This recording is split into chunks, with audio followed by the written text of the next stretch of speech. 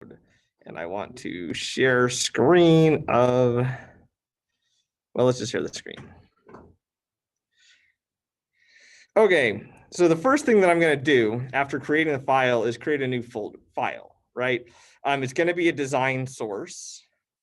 I need a new one. And as I said, we're going to call this full adder. Create file. Oh, wait, no, sorry. I'm going to create two files at once here because I also know later I'm going to need 2-bit adder. There.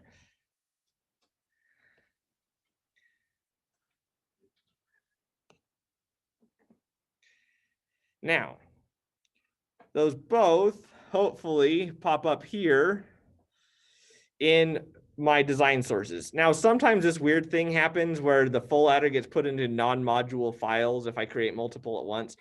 That's fine. I'm just going to double click on it and it opens it up over here. So let's make that big, right? So the issue is if I create multiple, this can happen, right? Notice where I didn't get the default entity and et cetera created. So if I wanted to make sure that it was done right, I could do it this way where I create it independently, right? And I call this, you can also, of course, just type it all yourself once you're more familiar with it.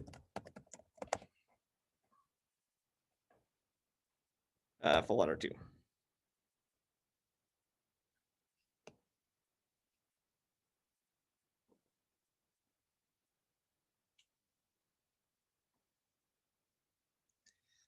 Here we go.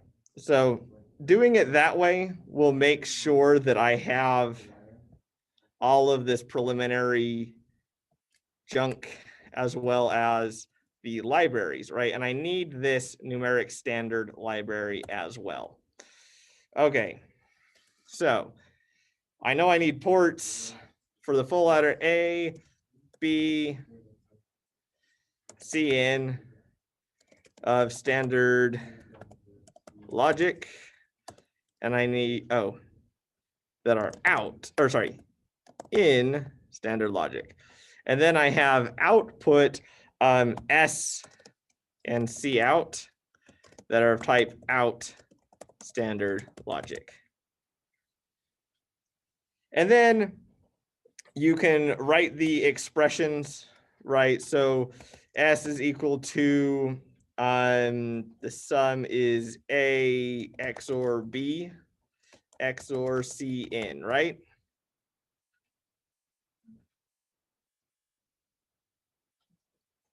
Oh, and I did the wrong equal sign. Now, the C out is essentially, right, it's the A and B and C in, sorry, A and B, or A and C, or B and C. And when I say C, I really mean C in.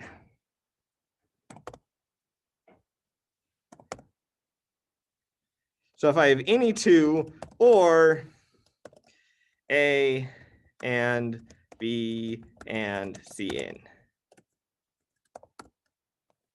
So any two or all three. And I don't need these parentheses because of the order of operations, but I'm just adding them here to be clear. And then I'll figure out what this error is in a minute. Oh, no error, went away, got it fixed. Okay, that's a full adder, right? We've done that a bunch. We've seen it in homework, we've seen it in lecture. Now, in order to turn a full adder into a 2-bit adder, we need to do the diagram that I've written on the board a couple of times. So I'm going to come back over here, do sources, open up 2-bit adder, delete all the junk that's at the top, uncomment the library as I always do.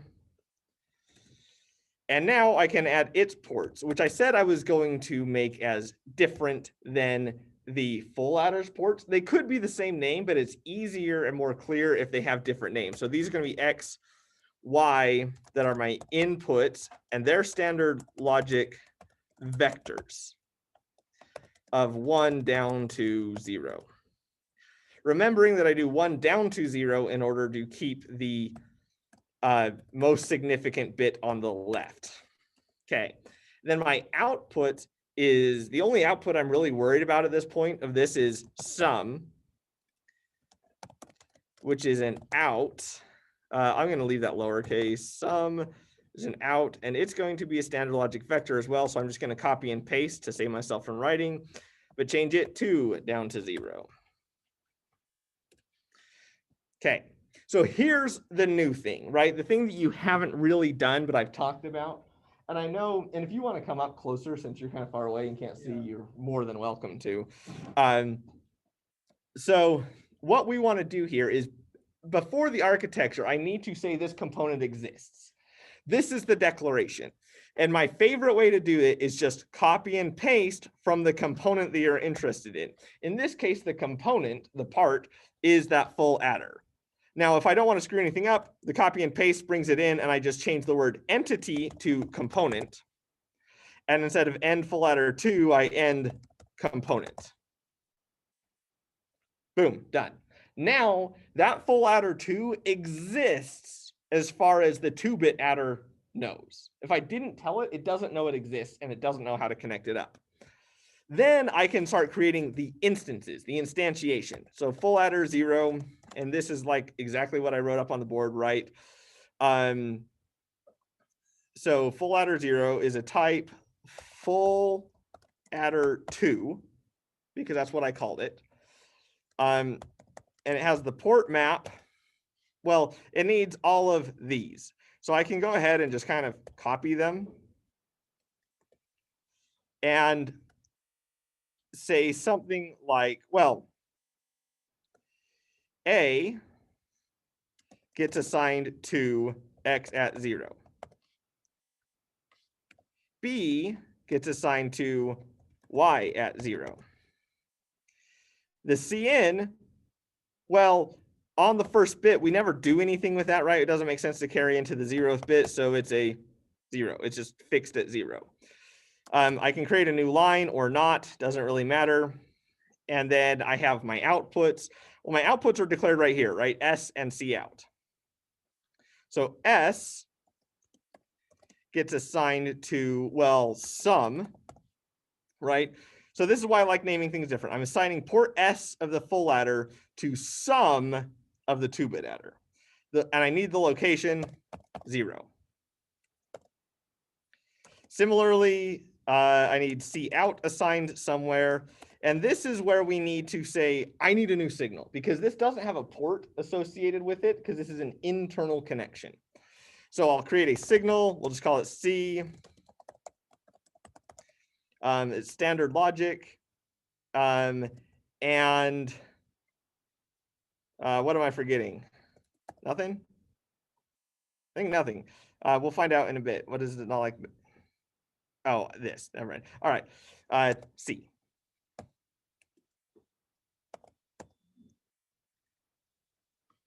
Okay, no errors. That's a good sign. So that's my first full adder with all of its port maps. Now, the second full adder, I'm going to call FA1.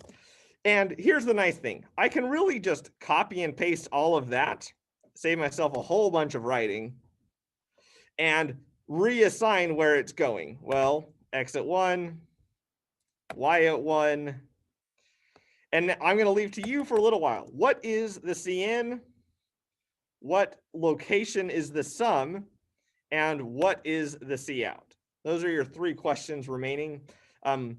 Hopefully you put some effort into this, so I didn't just give you all of the answers. And if you're watching this video after doing this from home and you've done this, watch the video without doing this, you've probably done yourself a disservice, because the pain of learning this is part of remembering it. So go ahead and work from here. And if you get questions there, then go ahead. And then I'll move on in a little bit and create. We'll talk about test benches in just a little bit for those that need help.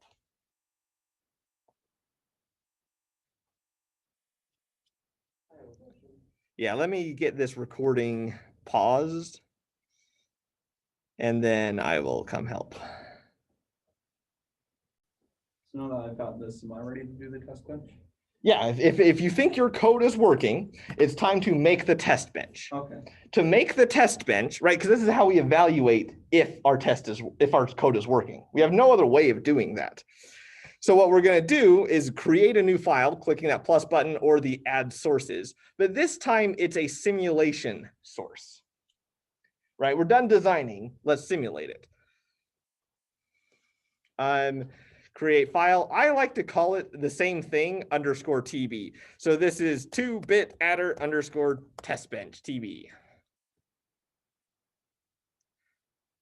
I can click finish.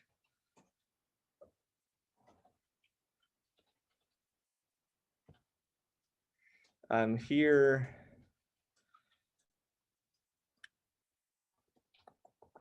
So this appears underneath simulation source. Now, your design sources are also simulation sources because they're both design and sim, but the test bench is uniquely simulation. So again, let's make it big. Delete a bunch of stuff just to make it easier to read.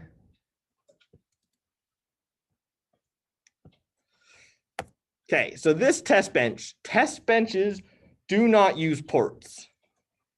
We never use a port on a test bench, at least for this class, or my 3610. It's rare. Okay, so the next thing that I have to do is I have to say that these components exist. If I want to test them, until I declare a component, they don't exist.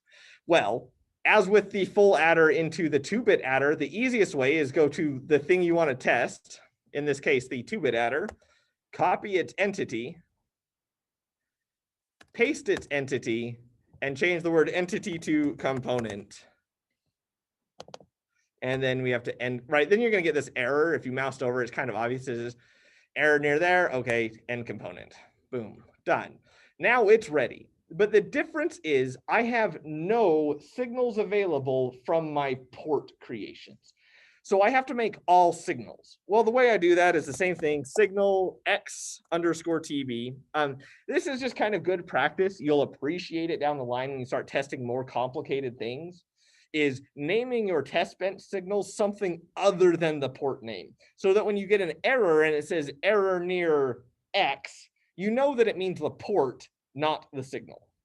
Okay, so XTB, YTB, and those two are going to be, I'm just going to copy those standard logic vectors, right? I missed a colon. Okay. And then we're going to do essentially the same thing. I like doing a lot of copying and pasting. I am not the world's fastest typer.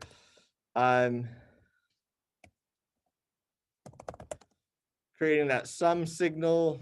I don't need a mode, right? So the in or out is what we call the mode. So there's no need to have a mode on a signal because it's not a port. And now I have signals to work with. And now I can instantiate that component. So the way we, I'm going to pause here actually, and I want you guys to take the minute to instantiate the component, tie the signals that I just showed you how to create into that instantiation. And then inside of the begin, I'll give you this much for free, process, begin, end process. You write your stimulations in between the process and end process here. So create me an entity that we're going to call like TBA, TB, right? And you guys can fill in the rest of that instantiation.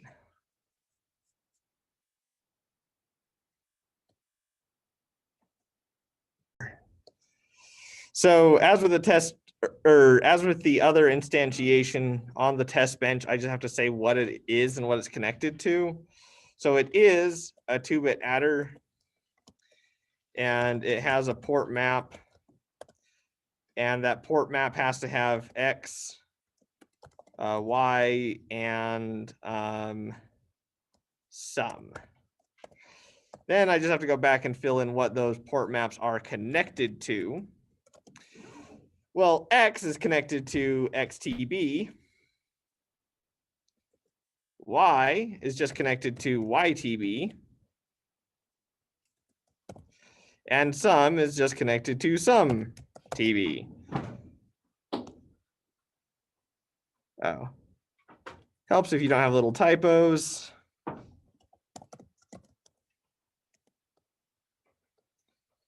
And now, once we have that instantiation done, we can just start, well, stimulating it. We just have to tell it, what do we want to test? Well, let's start off with simple, where A gets assigned to 0 and B gets assigned to 0. Now I use the quotes because they're standard logic vectors. The error is because I'm not having A and B, right? This is kind of why I wanted to do those tests, is because it's really XTB and YTB. And you'll notice that having those different names makes it kind of more obvious when I start making little mistakes like that. Then we use the wait for statement, and I'm just going to use 10 nanoseconds. That's just a good amount of time to kind of be in the habit of for the duration of this class. Wait for doesn't synthesize. What that means is there's no circuit that knows how to wait for 10 nanoseconds. This is only useful for testing. And from there are better ways to do this long-term, but for now, we haven't really talked about advanced test bench techniques. So what we're going to do is just a lot of copying and pasting. And one way of doing that is just the copy and paste of the whole thing, or I could know that I'm going to hold Y steady for a while. And so if I want to exhaustively test this, let's hold Y steady and just change X. So I'm going to have that statement without changing the Y. So I can kind of simplify if I want. And it's going to go from 0, 0 to 0, 1. And I just have to count through all possible combinations of X. So X is 0, 0, 0, 1, 1, 0, and 1, 1. Well, now I want to change Y. Well, let's reset Y to where it was. Sorry, X to where it was, but now Y is 0, 1. Okay, but now I need to do all possible combinations of X when Y is now 0, 1 instead of 0, 0. Well, fortunately for us, that's just a simple copy paste. And you'll notice I'm going to take that last bit of it and just paste it. And here I'm going to change from 0, 1 to 1, 0 on the Y. And I can paste it again. And I'm going to change from 0, 1 to 1, 1 on the Y. And I'll paste it. And I don't really need that last change in Y or X. So all I've done is one method of creating all possible combinations of X and Y. So you'll notice that Y is set to 0, 0. Then down here, I change it to 0, 1. Unless I tell it to change, it doesn't change. Once I have that test bench, I can just run the simulation. Now, I know my simulation isn't going to work because back here, I never finished this, right? So that's sum at 1.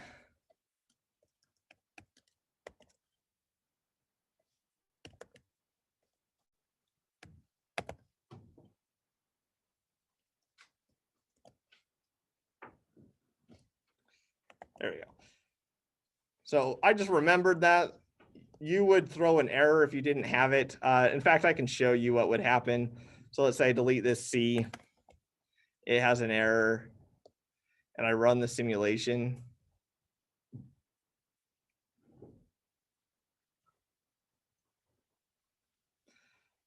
Failed due to earlier errors. Thanks. I click the open messages view. That's just along the bottom, and it says syntax error near this. And it's telling me that it's line 23 of 2-bit adder. So I would go to 2-bit adder, find line 23, and go, oh, I forgot a C. That's all the troubleshooting takes. It's not too difficult. Go back to this, and now I could actually run the simulation and hopefully have it work, because I don't think I have any other errors.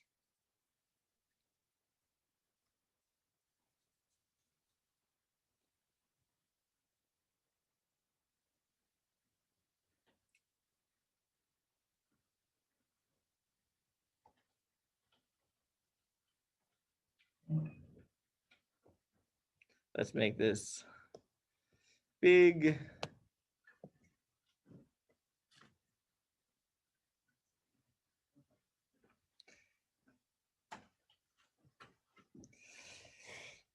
And there we go. I have a waveform that shows all possible combinations of X and Y. And I can go ahead and zoom in on these and say something like, well, 1 + 1 is 2. 2 + 1 is 3, 3, right? And here I can just see that I'm adding up to all correct things. In a short while, we will learn, actually, it may be in the lab that even talks about it, but if not, we'll learn shortly how to automate this. So each time I change, I can use something called an assert statement that is like saying, I assert that this should be 3. And then the machine will tell me, well, you're right or you're wrong.